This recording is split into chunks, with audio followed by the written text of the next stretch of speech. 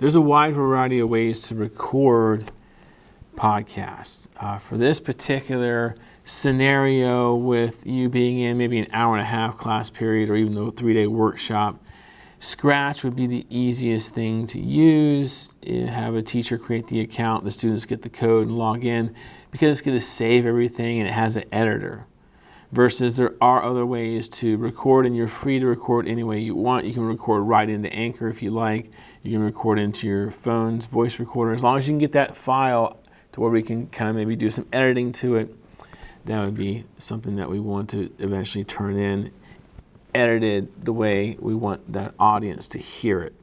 So that's why Scratch might be a good choice, because you can make some edits in Scratch. Versus if you use another resource, then you have to make sure you have an editor that comes with it. And what we mean by edit is small edits.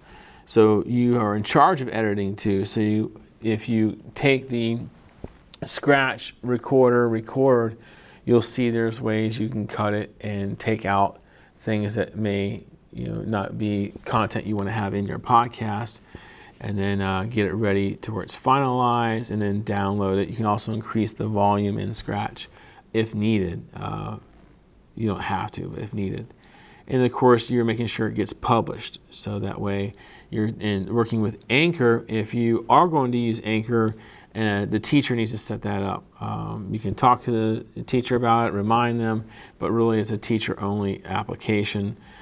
If you're not going to use Anchor and you're just using Google, get the folder made, put the podcast in there to get the link, and that's how you would get it published, is by using Anchor. And there's tutorials on the resource page your teacher can watch to see how to publish on Anchor, but just get the podcast done to where it's ready to go.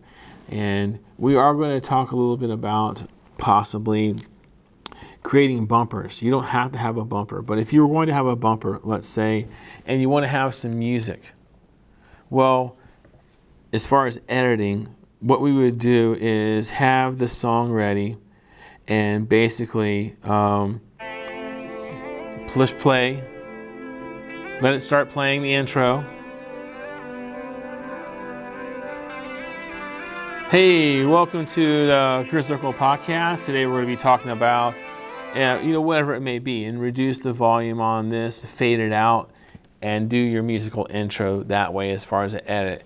Otherwise, if you're going to make a bumper, you can use Canva for Education to add like a voice recording and music underneath, but you may not be able to adjust the volumes like you want to and have it fade and so forth without using really an advanced editor. So we're not necessarily looking for advanced bumpers with music and so forth. If your bumper is just you using your phone with some music in the background as you introduce your show and your guests and so forth, that's fine. But if you have the resources and capabilities and the means to make a bumper and use some advanced resources, go for it. If you have another way to make it that maybe I haven't listed on my website, feel free to do that. But we just want to let you know we're not requiring, we just want the content of the podcast for this particular podcast challenge.